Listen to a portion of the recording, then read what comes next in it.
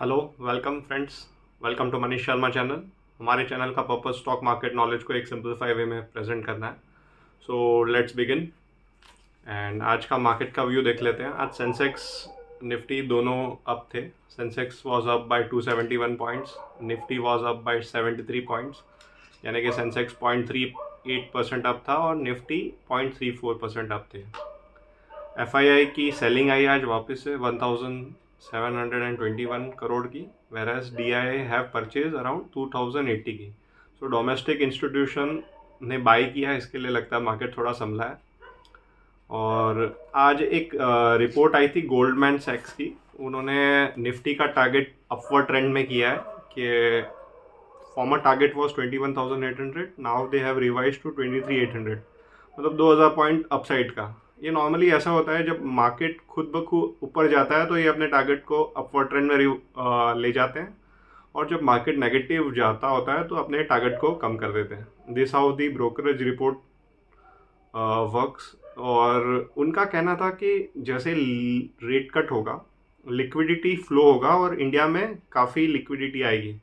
So normally जो हमने observe किया है, जब ऐसा होता है, रेट कट होता है, तो लिक्विडिटी सरप्लस हो जाता है और यूएस में पैसे रखने से रिटर्न कम मिलता है वहाँ के इन्वेस्टर को। तो मनी ऐसे जगह पे फ्लो होता है जहाँ पे उनको रिटर्न ज़्यादा मिले। So India is a emerging market, so सारा फंड फ्लो यहाँ पे आएगा। और FII normally large cap shares में इन्वेस्ट करते हैं।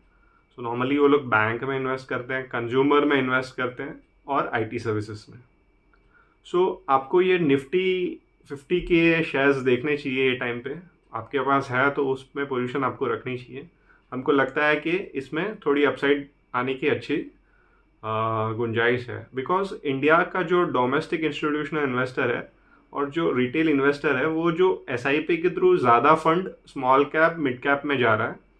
सो जैसे ही एक बार एफआईआई की फुल फ्लेज एंट्री होगी तो लार्ज कैप शेयरों में भी रिटर्न बनना शुरू हो जाएगा। ये हमारा व्यू है। सो लार्ज कैप शेयरों में हमको एचडीएफसी बैंक, डिस्क्लेमर के तौर पे बोलना चाहेंगे, ये शेयर हमारे पोर्टफोलियो में है। LTIM, lancer turbo माइंट्री IT company अच्छी लगती है, ये भी हमारे पोर्टफोलियो में है। आप इंडसन बैंक, कोटक बैंक और ऐसे बैंकों को भी रिव्यू कर सकते हैं। अगर आपको अच्छा लगता है तो इनमें इन्वेस्ट करिए, क्योंकि एफआई का जो इन्फ्लो होगा, और banking as a whole have not perform well over last 1 और 2 ईयर्स। सो देखते हैं कैसे ये परफॉर्म करता है। बजाज फाइनेंस भी हमारे पोर्टफोलियो में है, सो ये भी हमको लगता है बेटर परफॉर्म करेगा जब इंडेक्स के शेयर्स एफआईआई बाई करने लग जाएगी। सो उस टाइम पे रैली आएगी। और एक न्यूज़ आई थी, यूएस का सिक्योरिटी एक्सचेंज कंट्रोल बोर्ड, जो सैक बोलते हैं, वहाँ पे कल हैकिंग हुई और उन्होंने बोला कि बिटकॉइन को हम ऑथोराइज कर रहे हैं। सो बिटकॉइन में रैली आई और बिटकॉइन 45K के ऊपर पहुँच गए थे। सो ये बहुत चिंता की बात है कि जैसे इंडिया में सेबी है, वैसे ही SEC यूएस में है, इनका अकाउंट भी हैक हो जाता है। सो एक आम मनुष्य का या एक आम आदमी का तो अकाउंट हैक होना कोई बड़ी बात ही नहीं है। और जो कि आर्टिफिशियल इंटेलिजेंस इतना फुल फ्लेज में आया नहीं है, हमको लगता है कि जब एआई आ जाएगा सो ये स्कोप और बढ़ जाएगा कि हैकिंग, और हमको बहुत सिक्योर्ड रहना पड़ेगा।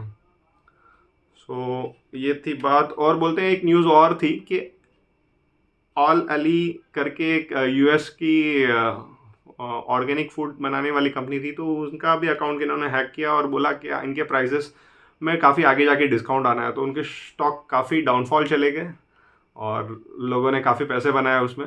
बट ये चीज़ गलत है, एक्चुअली ऐसे नहीं होना चाहिए। इंडिया में भी कई चैनल कई न्यूज़ दे देते हैं कि भाई इसमें ये बाय होने वाला है, और the day share shoot up, कुछ रिटेल इन्वेस्टर जिनको नॉलेज नहीं है वो बाई कर लेते हैं हाई पे और उनके पैसे अटक जाते हैं। इसके लिए हमको न्यूज़ को बहुत थरली व्यू करना चाहिए।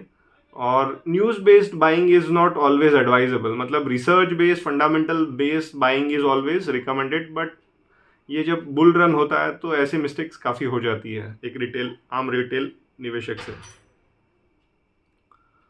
और इनकम टैक्स रेट की बात करेंगे। कल हमने बताया था पॉलीकैब के शेयर में इनकम टैक्स की रेट हुई है। आज इनकम टैक्स से कंफर्म किया गया है कि they have found 1000 crore unaccounted sales and they had made search at 50 location. So ये 50 लोकेशन में बॉम्बे, पूना, औरंगाबाद, नासिक, बाद में दमन, हुलाल एंड दिल्ली लोकेशन उन्होंने बताया कि वहाँ पे उनको एक अनअकाउंटेड इनकम मिले। कई पेमेंट डिस्ट्रीब्यूटर के थ्रू भी करी गई, which is very wrong. Sentimentally ये शेयर अब काफ़ी करेक्ट होगा हमको लगता है आगे जाके, बिकॉज एक बार कोई शेयर ट्रस्ट खो देता है ना तो उसके प्राइस बहुत डाउनसाइड में आते हैं। So let's see how it is, but for now I would advise कि आप कोई नई बाइंग ना करें इसमें। अगर आपके पोर्टफोलियो में ऑलरेडी है सो आप देखिए कि अगर आप लॉस में नहीं है तो उसको बेच दीजिए, या तो आप बहुत ही फंडामेंटली स्ट्रांग है कि ये न्यूज़ सही नहीं है तो आप रुक सकते हैं। बट हमको ऐसा लगता है ऐसे रिस्की शेयर में एंट्री लेना नहीं चाहिए।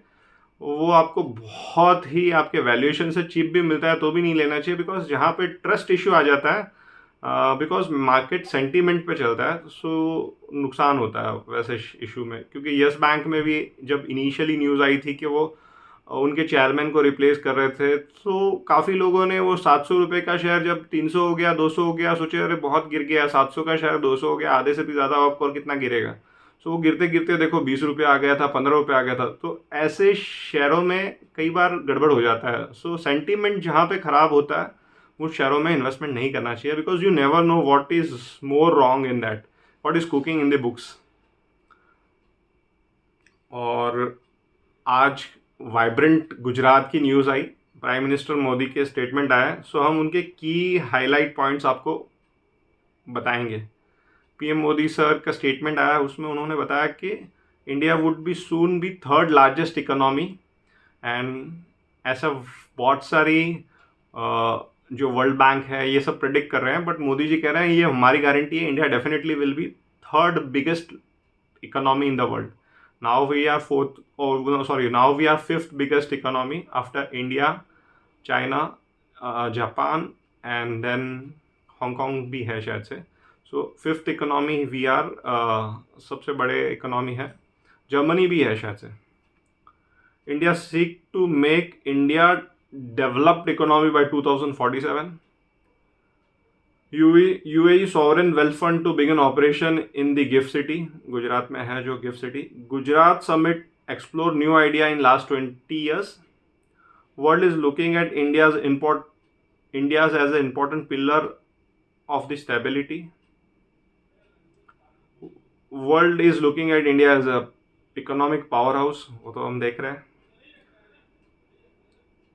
India's priority are sustainable industry, infrastructure and manufacturing.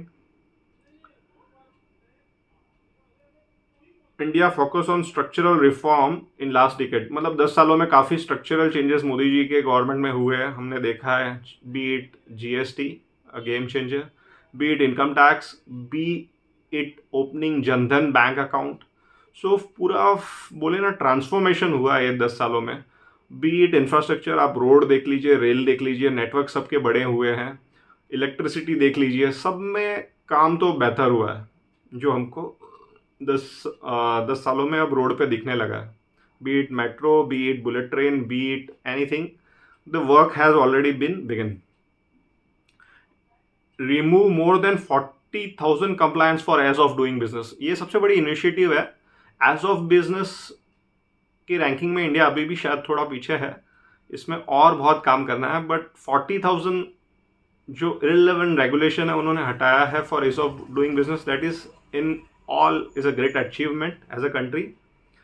Signed 3 free trade pact to attract investment in India, ये मोदी जी का स्पीच था। Reliance industry chairman Mukesh Ambani has also confirmed that he will commission 5,000 acres of green complex at Jamnagar in the second half of H2 of 2024 to set up carbon fiber facility at हिजिया।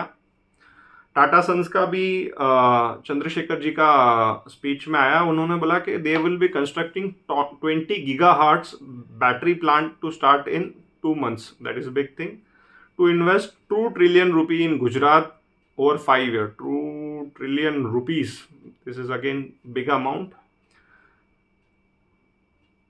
Sorry, ये मैंने ना अडानी वाला पढ़ लिया था, Adani to invest 2 trillion in Gujarat over 5 years, and Adani to generate 30 gigawatts renewable energy.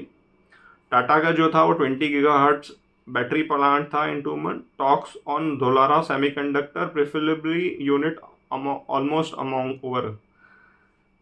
Aircel Mittal chairman of Lakshmi Mittal, उनका आया कि they have expansion plan phase 1 by 2026 and second phase expansion by 2029, and crude steel capacity 29 million metric ton eventually. That is great.